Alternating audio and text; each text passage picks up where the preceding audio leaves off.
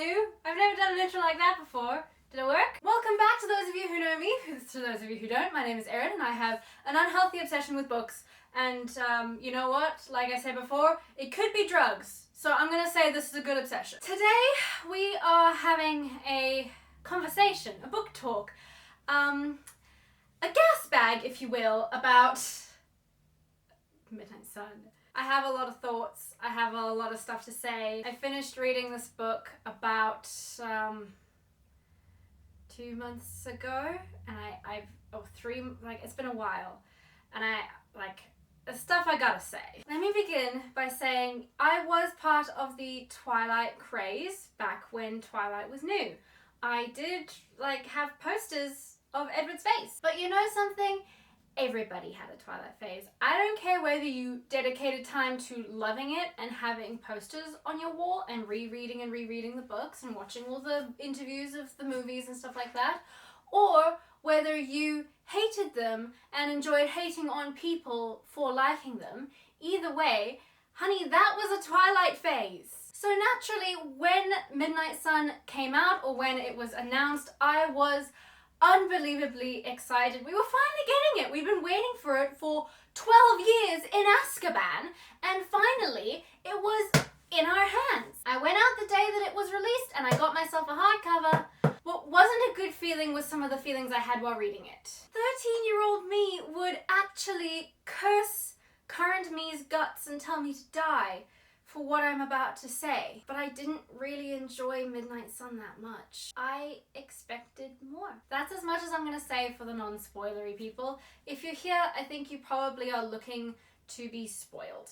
So I'm going to commence with the review now with spoilers. If for whatever reason you don't want any, I would advise clicking away now and then going and reading the book or listening to the audiobook if you just cannot stomach it, and then just come back and we'll have a chat. I was told the audiobook was extremely good. My mother listened to the audiobook. She really enjoyed it. She enjoyed it far more than I enjoyed the experience of reading it with my eyes.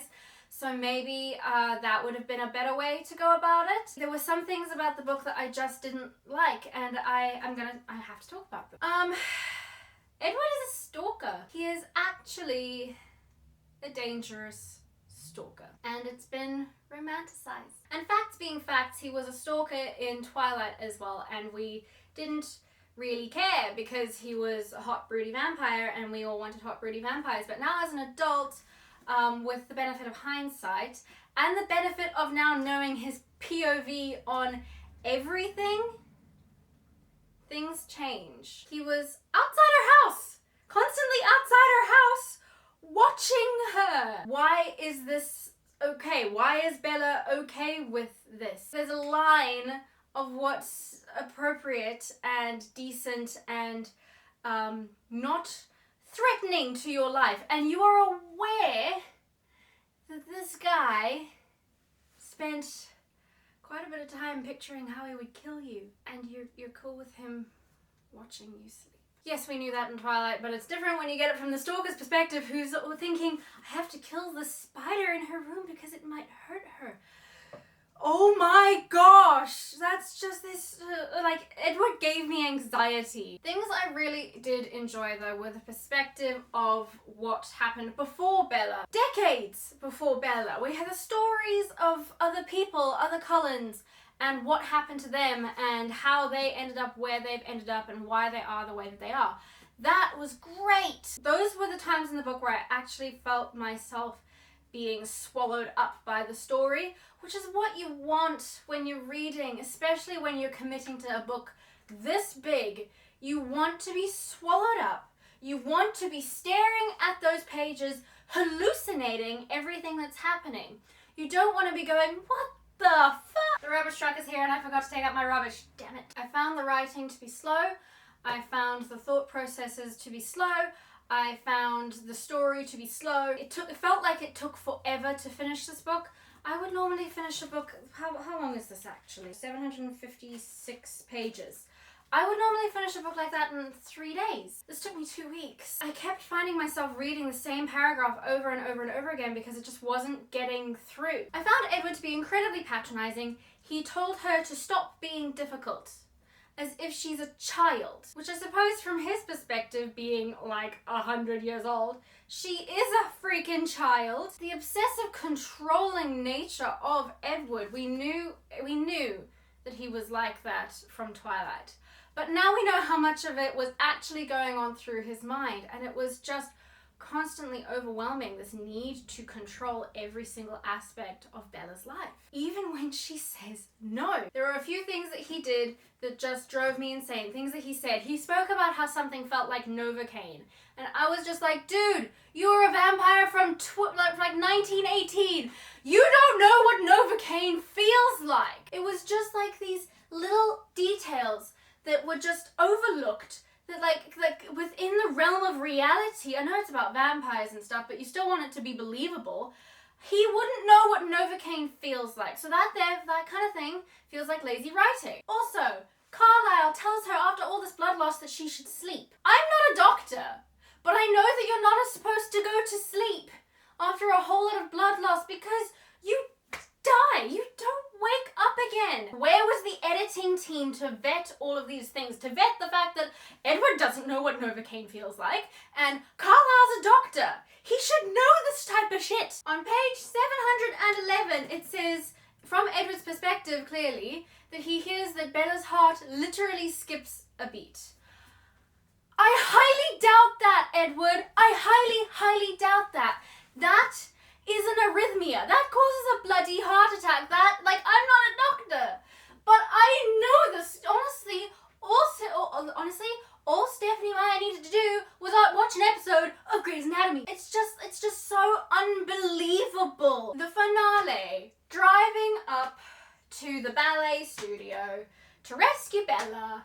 Why did we need something like 8 to 10 pages of description of the freaking traffic? I don't need to know the make and model of every single car that they overtook.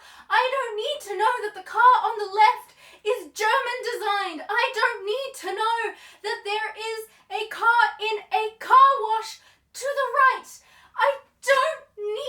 I don't care. Get on with it. She's in the freaking ballet studio. The length of time is so disproportionate to what would actually be happening before they get there. It makes no sense. It was lazy. It was annoying. I was reading this going, you know what? I don't even care if she dies anymore because you're taking so bloody long to get there. You didn't have to tell me every single make and model and the year it was built, in what country, and all the My Family stickers on the back of every car. I don't care about the freaking traffic. Oh wow, that got intense. I was clearly very, very, very worked up by this. Surely your big grand finale should be concise, it should be quick, it should be sharp, it should be well put together, it should keep your reader on the edge of their seat, not thinking, wake me when it's over. Edward whinges all the time. He is constantly finding something new to complain about. Turn to page 752. Twilight again, I mused. Another ending. No matter how perfect the day is, it always has to end. I get that he's trying to be romantic, and it would be romantic if he didn't have such a horrible habit of whinging all the time before this, because it just makes everything that he says like that now come across as a complaint or a whinge, and I'm over it. If we go back a little bit to 744, I lowered her so that her satin-clad toes and her plaster-clad toes rested on top of my shoes. Why can't you just say feet? I know I'm nitpicking. I know I am, and I know that I'm getting a bit aggressive about it, but I was so excited for this book. I expected so much from it, which was my fault, and I just felt so disappointed. What would I enjoy from this world? I would enjoy something about Emmett, or Rosalie, or Alice, or Jasper. Any of them would be more interesting than listening to his anxious, obsessive, stalkerish, controlling inner monologue for nearly 800 pages. I really wanted to like it. And I did start off liking it, and it just didn't work for me. I know this wasn't a particularly concise review. I don't even know if I can call it a review. It's a rant. I'm sorry for that, and I'm even more sorry if I may have just crapped on one of your favorite books. I get defensive when people crap on my favorites, so I understand if you didn't particularly enjoy this video. I will read another Twilight book if she releases one about one of the other characters. I will definitely read it. I might go for the audiobook instead. 12 years of waiting in Azkaban for that. Thank you for watching me ramble on about Midnight Sun. My name is Erin. I make videos like usually twice weekly on this channel. If you enjoyed this video, hit the subscribe button, hit the like if that's something that you do. I'll see you next time, hopefully with a better book. Bye!